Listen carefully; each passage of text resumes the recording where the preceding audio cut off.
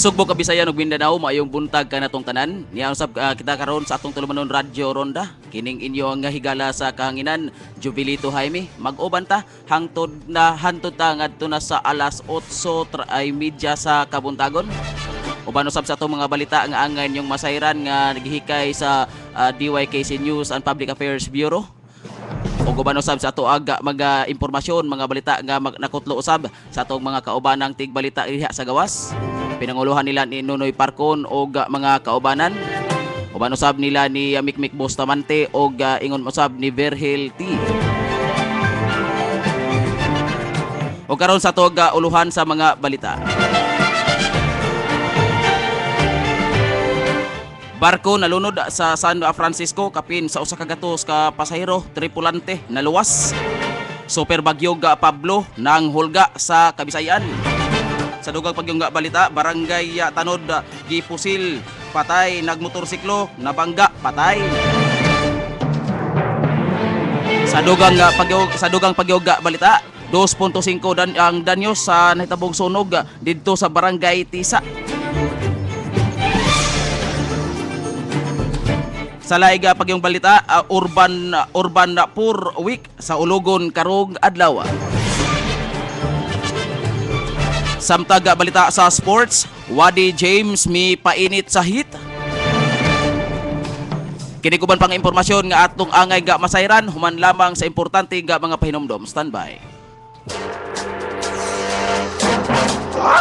Mandaue Aikido Center nagtudlo sa usa ka Japanese style of self-defense bisan sa mga nagidad og 10 anyos hangtod pataas nga gustong makakat-on sa lahi nga estilo sa martial arts. Aikido, gimugna sa usa ka banggiitang eksperto nga hapon si Morihei Yoshiba. Mga adlaw sa pag-ensayo, Lunes, Miyerkules, Biyernes ug Sabado sa alas 7:30 sa gabi hangtod sa alas 9:30 sa gabi ug sa adlawng Domingo alas 3 hangtod sa alas 5 sa hapon. Mandaue Aikido Center, anaa sa P. Burgos Street, alang-alang Mandaue City. Hiduma ni Troy TJ Juanico, ang instructor. Matawag sa telepono 328-4126. Mga kaigsuunan, kini si Ahong Chan. Manghinaot ug usa ka Pasko nga puno sa gugma ug paglaom. Kay dinha sa gugma, sayon ang paghatag ug pasaylo. Sayon usab ang paghiklin sa panagbingkil nga maoy babag sa kalinaw, kahiusahan ug kalambuan. Malipayong Pasko ug bulahang bag-ong tuig kanatong tanan.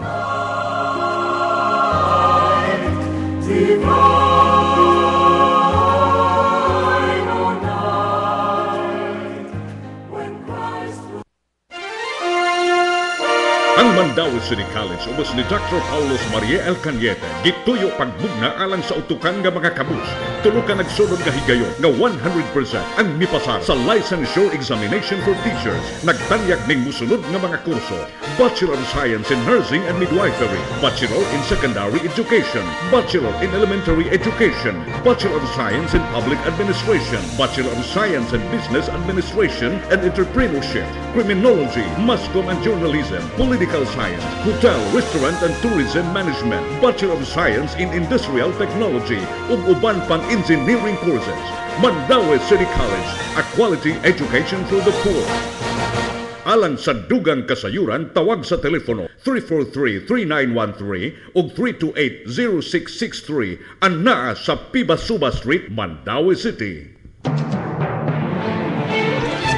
O karon sa tog mga balita,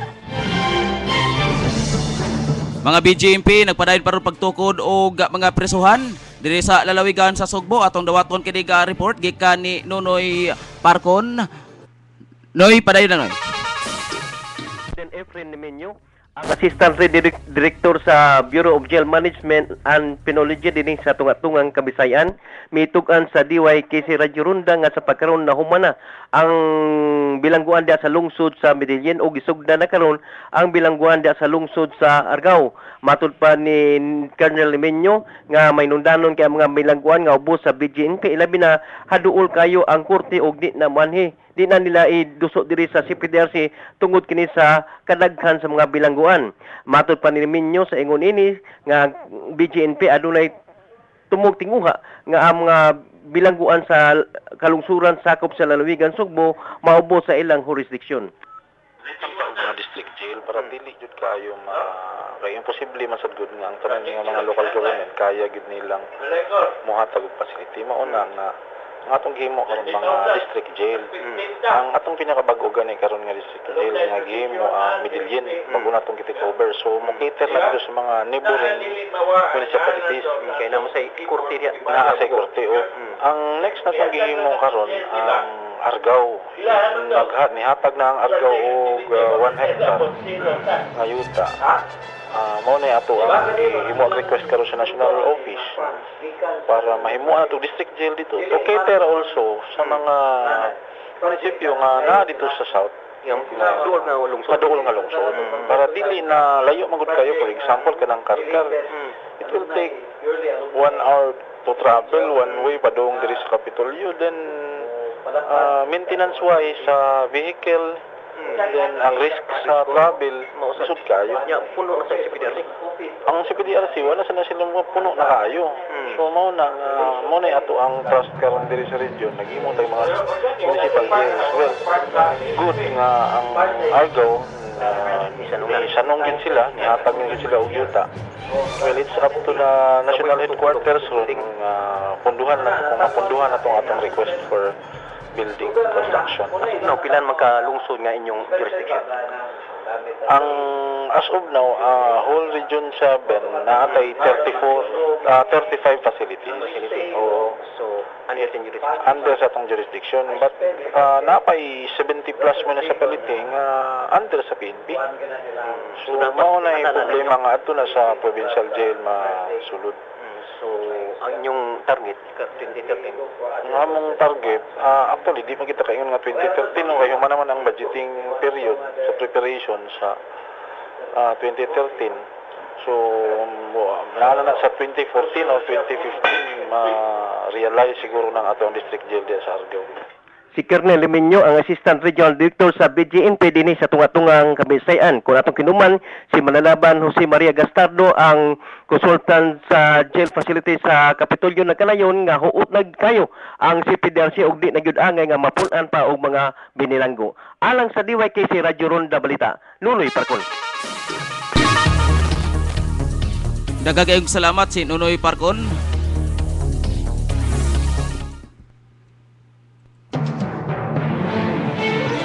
Sa mga balita dinhi sa ato, nakalingkawa sa tinog kamatayon agat 83 ka mga pasahero ingon man 18 ka tripulante sa barko human kalit nga nalunod dihaga naabot ni adto ga adlawng Sabado sa alas 11:45 sa gabi sa pier sa Barangay Consuelo, lungsod sa San Francisco. Isla sa Camotes, si Inspector Jonas Tahadlangit, hipe sa San Francisco Police Station, niingon nga aga MV Mika Marie nawad-an sa balansi human ang Roro cargo ship nga puno sa karga nga semento ipakanaog na unta. Hinuon sa wala pa malunod aga 83 ka mga pasahero nakanaog na kini sa pag-una dihaga ni unload na ang barko. Hinungdan nga ang ubang nga crew sa barko aga napugos sa pag-ambak. Wala hinuoy naangol. Gibutyag usab niini nga ang barko nga gipanag-iya sa gipanag-iya sa Humalia Shipping Lines nihimo na kunhimo na sa ilahag katapusag round trip gikan sa Dakbayan sa Danau alas 9 sa kagabi kun niagi gabi ako na ni adtog adlaw ga Sabado. Matod pa nga na miscalculate nila o wala nila gilayon kini mabantay, hinungdan nga na outbalance mi unload gilayon ang barko. Dogaga ni Inspector Tahanlangit sa pagkakaron nagpadayon ang ilahang investigasyon sa maog kaso samtag wala pa madeterminar kung pila gyud ang kinatibuk-an nga danyos sa kung matud pa nga wa pag nila madeterminar kung pila gyud ang danyos kung pila kung matud pa nini ang katong nahitabong pagkalunod sa nisgutang barko. Gipadayag niini nga natataw kaayong dunay pagpabaya sa mga tripulante sa barko nga kung gipanguluhan sa ilahag kapitan nga si Noel Evangelista.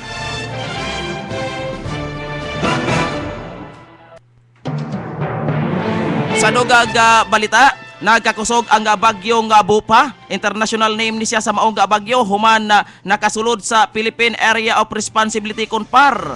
Alas 6 ka gabi ang Philippine Atmospheric Geophysical and Astronomical Service Administration kung pag-asa ni tawag sa labing unang bagyo ning buwana sa Pasko nga gitawag kinig Pablo. Aga National Disaster Risk Reduction Management Council kung NDRRMC ni isa na sa blue alert status sa gi-alerto na ang local disaster unit sa nagkadaiyag bahin sa nasud labi na sa mga lugar nga posibleng maagian sa super bagyo. Base sa weather bulletin sa pag-asa, sa alas 5 kagahapon sa hapon, ang mata sa bagyo niini na mahimutang base sa satellite og surface data. Mga 970 kilometros habagatag silangan sa Hinatuan City, Surigao del Sur. Nagdala kini sa hangin nga may gikusgong 185 kilometros matag atakna haduol sa iyang sentro og pag-unos nga moabot ngadto na sa 220 kilometros matag oras. Karuga buntag gipaabot nga mahimutang kini ngadto na sa 660 kilometros sa silangan sa Hinatuan og pagkaugma nini mga 140 kilometros silangan amihanang silangan sa Hinatuan 230 kilometros usab dito sa silangan habagatang silangan sa Surigao City og 60 kilometros amihanan sa Dumaguete City. Og sa adlaw ga Miyerkules sa buntag matud pa dinhi base sa maog bana-bana sa pag-asa kung walay kausaban sa dagan sa bagyo mulatas kini sa Kabisayan og muigo usab sa Subo. Si NDRRMC Chief Benito Ramos niingon kagahapon nga dili pa matino ang agianan sa bagyo og dunay posibilidad nga mausab ang direksyon niini. Siya ni pasidaan sa mga taong dili makumpiyansa o magampo sa Ginoo aron dili mausab kun dili masubli ang nahitabo ni adto diha gikuso-kuso sa bagyong sindong ang pipila ka bahin sa Mindanao sa miaging tuig. Samtag si Pag-asa Chief Nathaniel Sarvando niingon nga kung adunay posibilidad nga ang bagyo magpabilin sa iya gikuskon tungod sa hanging amihan. Ato balikan ang mga report usab gikan dito sa gawas pinaagi ni Nonoy Parcon. Yes, Noy, padayon lang. Yes, Jul. Daghang salamat, Jul. Si ang piliunon pagka-vice gobernador sa One Cebu Party nga si Boboy Durano mipadayag nga andam siya moabag og mutabang kung ugaling sila si Congressman Pablo Jan Garcia nga piliunon pagka-gobernador sa One Cebu Party makalingkod diha sa Kapitolyo. Matud pa ni Boboy Durano di siya mo traidor o di siya mo buko-buko o kanunay gyud siya nga mosuporta sa mga programa o mga proyekto ilabi na kung makalingkod sila ni Pablo Jan. Matud pa ni Boboy Durano dili sama sa katbang nga kalit lang kayo nga mitalikod o wa kini malanghid sa One Cebu Party. Na akong giinan si Governor Gwen, si Congressman Pablo Jan na ako magpanuyo kaninyo kanunay. Dili sama ng akong katbang na amigo kay sila itaparan sa gobernador sa way hinungdan ni balil at kalit way mo panamilit, way mo panagit, way mo pasalamat mara lang yung tao ang kang gobernador, mura na yung papel na gihugos kasada niya. Si Buboy Durano piliunon pagka vice gobernador sa Cebu Party atol kini sa pagsubo sa cover court sa barangay Punod sakop sa lungsod sa Pinamungahan nga 3 milyones ka pesos nga gipahigayon kini ni kongresista Pablo Jan Garcia diya sa Tercero Distrito. Kaayo nga suporta o gugma nga gipakita sa barangay Punod alang kang Governor Gwen Garcia o kang Glenn Maricuatro sa iyang kaubanan o labaw na sa tanan sa inyong kongresista si Pablo Jan Garcia. Talagsaon yun. Makabubungog na suporta ang inyong ipakita dinhi sa Punod.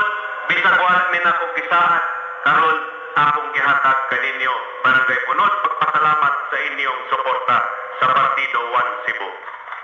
Si kongresista Pablo Jan Garcia piliunon pagka-gobernador sa 1 Cebu Party. Subay ni si Gobernador Garcia mihangop usab sa mga proyekto nga gipahigayon sa mga mulupyo sa barangay Punod sakop sa lungsod sa Pinamungahan.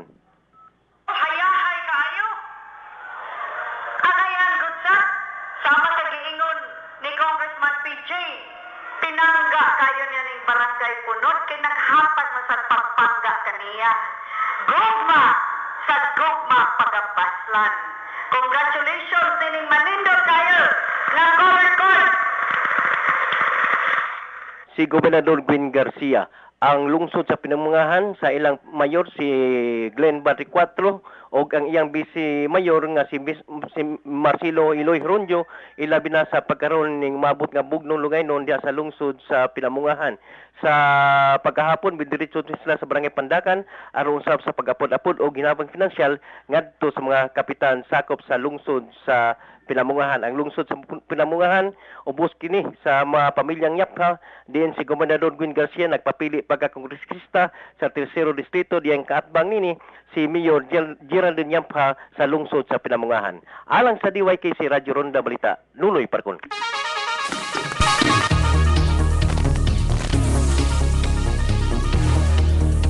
Jis minutos lang sa dili pa mag alas 8 sa buntag. Patay ang usa ka barangay Tanod human gipusil sa miagi ga buntag sa barangay Humanggaw lungsod sa Argao. Aga biktima nga si Nicolas sa Plaza, 47 anyos tanod kini sa nahiskutaga lugar nakaangkon kini siya samad pinusilan sa iyang tuong bahin sa dughan nga hinungdan usab sa iyang hinanali nga kamatayon. Gitumbok nga mao'y responsable sa maong pagpamusil. Ang iyar usab nga silingan nga gingan kung naila sa pangalang Rosel Rimorusa, 35 anyos kinsa ni tahan usab sa kapulisan human sa nahisgutang insidente. Si P1 Renato Nakaituna, desk officer sa Argao Police Station, nagkanayon nga ang insidente nahitabo alas 11 sa buntag niadtong miaging adlaw. Aga suspek ang nahiskutaga suspeksado ni sulong kini sa panimalay sa biktima sa way daghang pangutana ni bonot kini sa iyang 38 revolver o gipusil kining nahisgutan nga biktima sa makausa ka higayon. Human sa maong pagpamusil ang suspek ni sibat kini gilayon samtang aga biktima naghayad nga naligo sa kaugalingong dugo. Gipadayag niini nga personal grudge aga motibo sa krimen tungod kay ang suspeksado wa kini makauyon sa batasan sa biktima. Dili kuno siya ganahan nga sa biktima gumikan kay hambugiro kaayo hinungdan nga iyag gipusil. Dugang pa ni PO2 Nakaituna. Kaso murder ang giandam sa kapulisan sa Argao Police Station nga ilag ipasaka batok sa suspeksado karong adlaw. Sa pikas nga bahin, usa ka lalaki ang namatay human ang iyahang motorsiklo ni bangga sa gikasugat ni ini nga Suzuki Wagon nga may plate number ki EW-609 sa dito ni mahitabo sa may barangay Kambayog lungsod sa Compostela. Si Judy Kamanse hingkod na ang panuigon nga taga barangay Dapdap lungsod sa Compostela patay na nga nadangat sa tambalanan sa dakbayan sa Danau human na nakaangkon kini grabing nga kadaot sa kalawasan. si SPO4 Florencio Balila Jr. sa Compostela nga ang biktima ni overtake ni sa laing nga motorsiklo hinungdan nga ni gikabangga niini ang Suzuki Wagon nga gimaniho ni Julius Amor taga Barangay Basak lungsod sa Compostela. 6 minutos na sa dili pa mag-alas 8 sa kabuntagon ato balikan karon ag mga balita usab gikan didto sa gawas pinaagi ni Nonoy Parcon. Noy.